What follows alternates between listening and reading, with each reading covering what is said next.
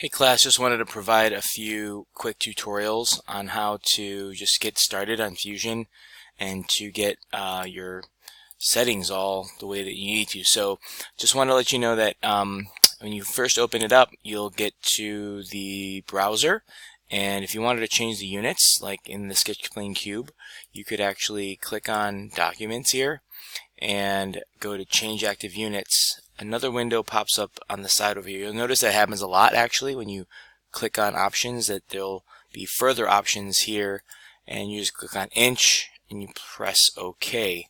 And so now we're in inches as stated right here in the browser.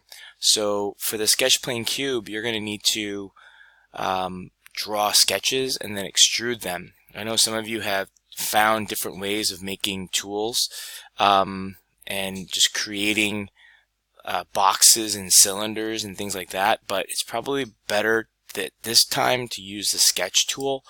And so we're going to create a sketch in the XY plane, and we're going to just go ahead, and now we're in the sketching environment.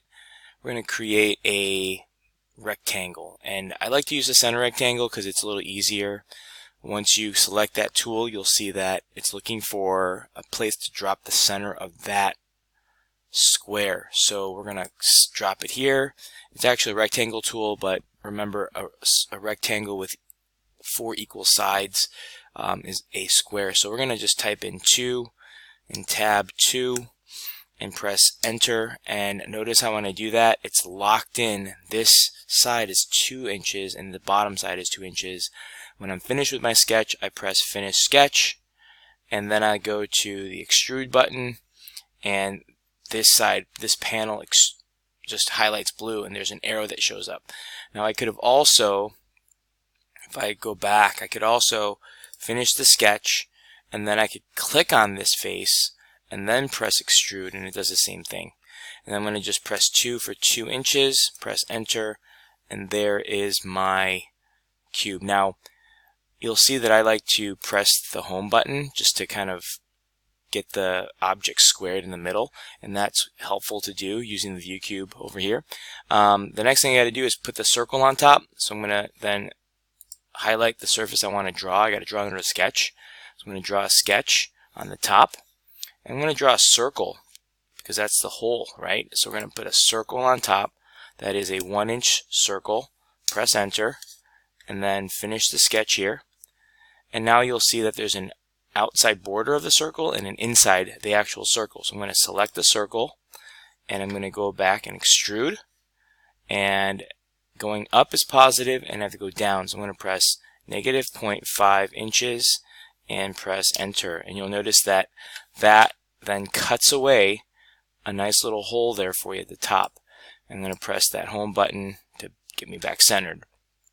Next, you're going to notice that I have also a circle notch on this side, that's a peg that's coming out, and a square peg on this side. So let's go ahead and try that. So we're going to add a sketch to this panel, and that's going to be a circle. So there's already a button here for center diameter circle, so we're going to just add that in, press 1 inch, press enter, and go to finish sketch. So when I finish my sketch, it goes back to the isometric view, and you'll see here there's a side and the outside border of the circle, and there's the circle inside. And to get that to extrude out, or to come out of that side, I need to press the extrude button, select this face. I'm going to press 1, but that's too much because it's only a 1/2 inch, right? So 0.5, and press enter, and there's that. And then the other side is going to be another sketch created over here. Create sketch, and I'm going to just try to center it here for us. It's hard to do that. I'm going to press the pan tool, press escape now on the pan tool, and then go up here to create a rectangle. Now this is going to be a center rectangle so that it can place right in the middle, and I'm going to press 1 tab 1, and now I have a nice rectangle that's at the center. So I'm going to press finish sketch, bring that back to the isometric view, and I'm going to select that square and make it into a peg by pressing extrude, and that's going to come out by 0.5. Okay, so here's my sketch plane cube. It's all set to go. And make sure you save this. I noticed that when you save, sometimes to the save button, it actually goes to this place called Administrative tab. Choose a location. Make sure you have a nice spot. Project. You can create a new project. I think some of you guys have Administrative or something. Maybe you want to create a new project and say STEM 1 and then 2019 for your STEM 1 stuff that goes in there. So if I just create a project folder, it'll then create a separate directory for me to save my stuff in that folder.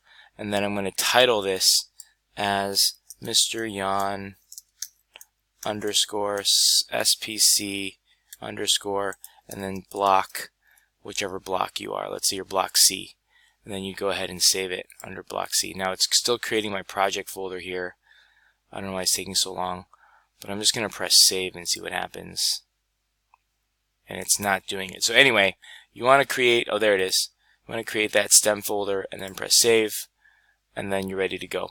So once you save it, make sure that you take a screenshot of that. Make sure you press Command-Shift-3 for the whole page, or Command-Shift-4 to just get this cube inside the picture, and then save it. Make sure you upload that to Google Classroom. Alright, that's about it for the sketch plane cube. If that helped, give me a like, thumbs up, and let me know how it goes. Thanks.